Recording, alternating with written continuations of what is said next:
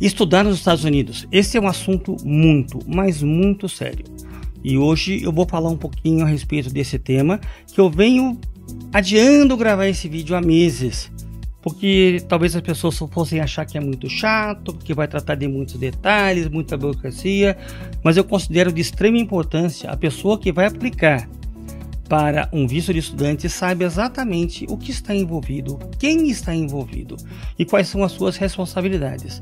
Ou seja, saber o que você pode e o que você não pode fazer como estudante. Muito bem, estudar nos Estados Unidos. O que você precisa saber antes de vir estudar nos Estados Unidos? Você vai aplicar para o visto F1.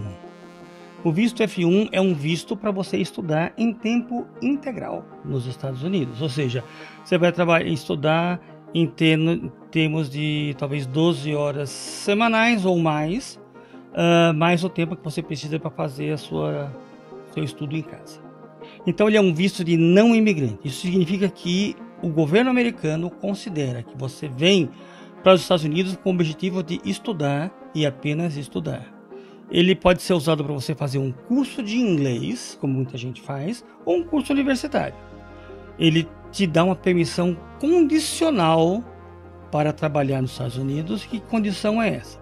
Você vai trabalhar dentro do campus durante o tempo que você estiver fazendo o seu curso.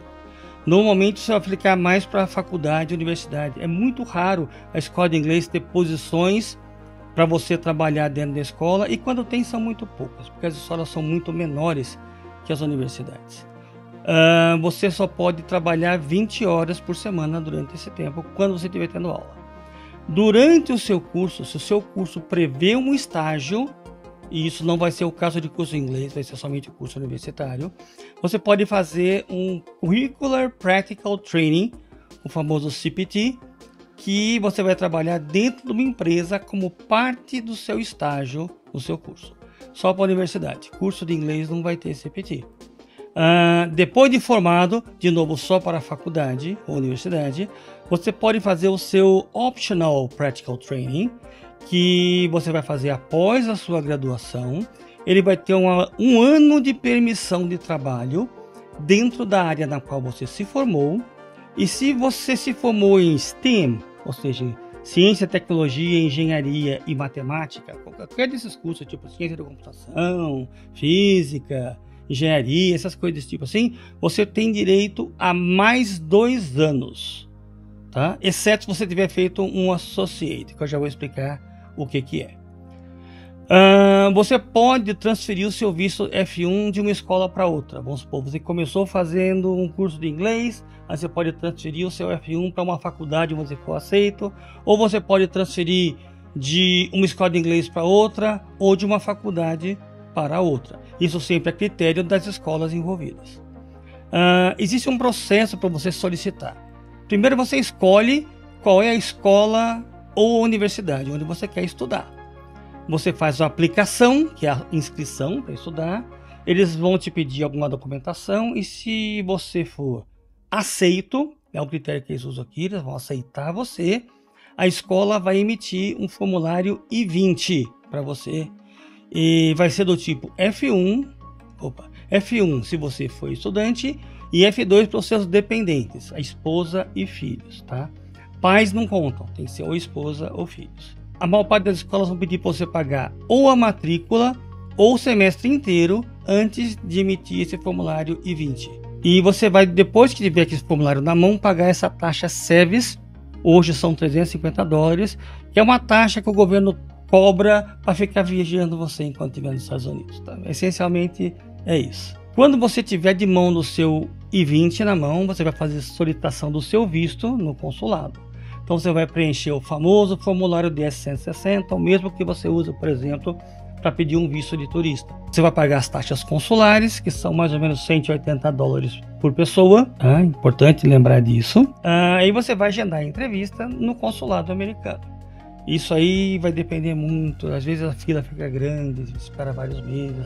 Às vezes é rápido. Depende muito de qual é o consulado, de qual é o tipo de visto que você está pedindo. Então prepare um bom tempo aqui de espera, porque isso aqui pode atrasar o teu processo.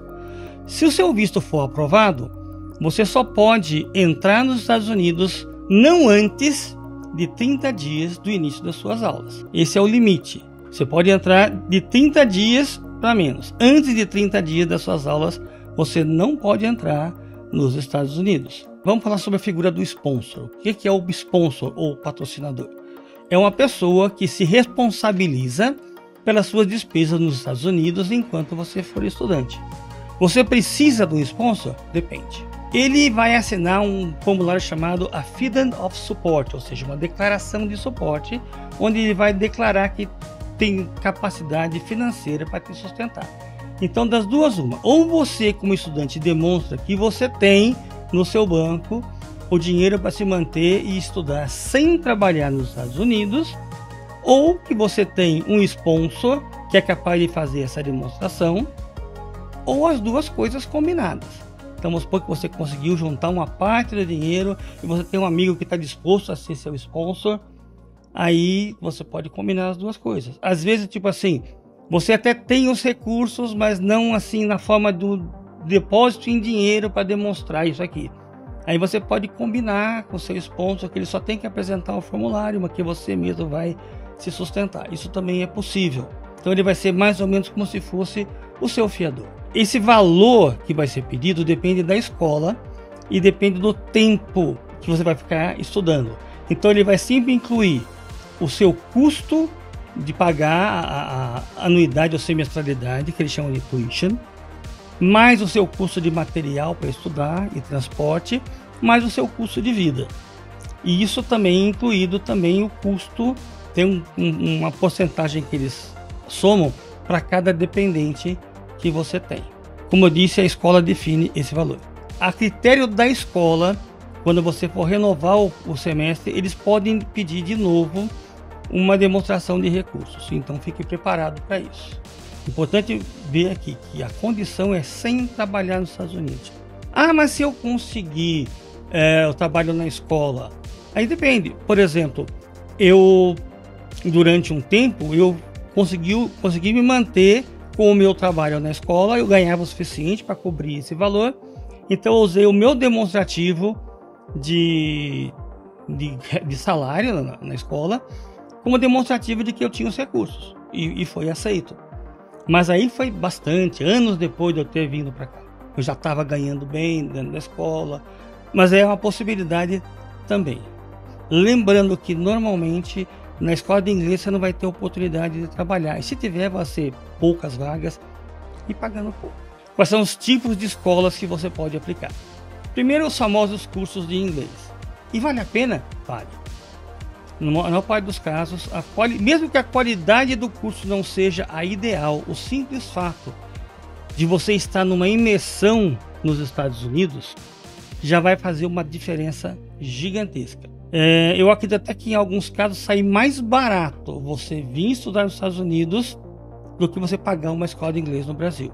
Mais tarde eu vou fazer outro vídeo sobre isso e você vai ficar impressionado. Então, as escolas de inglês vão requerer entre 12 a 18 horas de estudo por semana, mais o seu estudo em casa. Ela vai fornecer um certificado, mas ele não vale para a faculdade, ele não conta como crédito para curso superior. Você pode fazer um curso superior, você pode fazer uma faculdade. Aí você vai ter os seguintes tipos: pode ser um associate, que equivale mais ou menos ao que é o tecnólogo no Brasil. Você pode fazer um bacharelado ou bachelor's. E você pode fazer um mestrado, um master, como o famoso MBA, que o pessoal de business adora fazer. Ou você pode fazer um doutorado. Então, tipo assim, se você não tem um curso superior, você pode aplicar ou para fazer um associate, ou direto para fazer um bachelor's. Você pode fazer um dos dois. Se você já tem um bachelor's, é mais conveniente você já aplicar para fazer um mestrado ou doutorado, conforme o caso. Nem sempre a especialidade vai ter mestrado e doutorado. Por exemplo, na BYU, onde eu estudei, não havia o mestrado para astronomia, só tinha o doutorado. Então você se formava em astronomia e já aplicava diretamente para o doutorado. Isso é o caso em algumas escolas. Aqui são as fontes que eu usei para pesquisar. Primeiro, o site do Departamento de Estado, que vai tratar a parte de vistos. O site do Departamento de Estado, onde fala os critérios para você conseguir os vistos, que é a permissão para entrar nos Estados Unidos, ou então você vai lidar com o Departamento de Homeland Security, onde você vai ver os detalhes sobre o seu status. O que é status? É a permanência para continuar nos Estados Unidos. Então, o visto é para entrar nos Estados Unidos e o status é a sua permissão de permanecer nos Estados Unidos como estudante.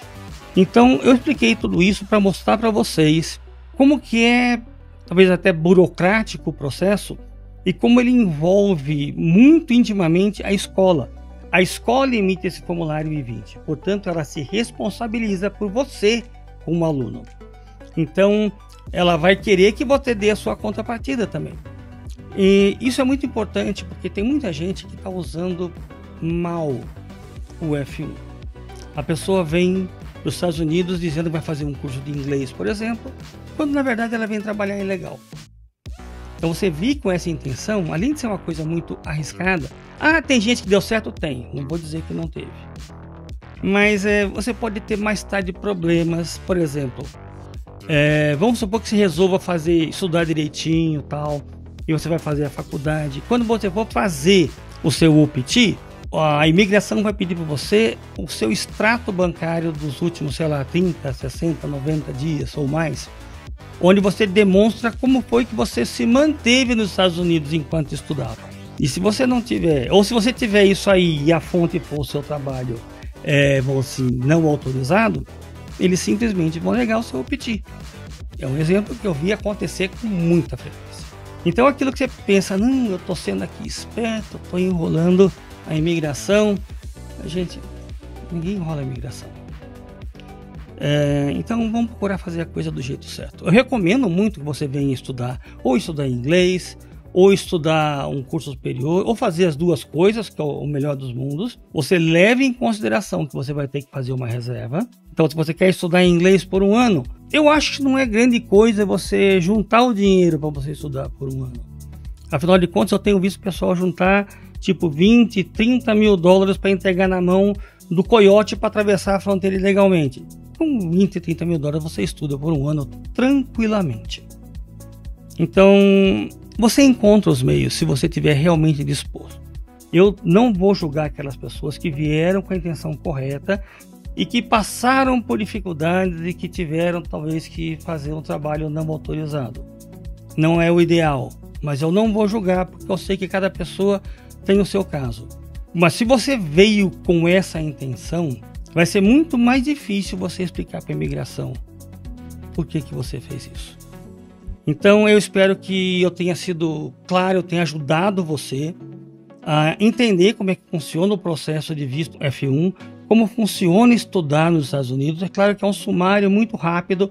Eu me foquei aqui somente na parte de você conseguir o visto e o status e a escola. Existe muito mais que isso, é claro. Existe o que você vai fazer depois. Você se formou, e agora? Quais são meus caminhos para continuar nos Estados Unidos? Isso é uma coisa que é bem interessante, que muito pouca gente fala, ou quando fala somente uma das opções, quando na verdade existem muitas. Eu espero que vocês tenham gostado e deixem os seus comentários sobre o que vocês querem entender mais, sobre que assunto vocês querem que eu continue falando. Vocês querem que eu aprofunde esse assunto do F1?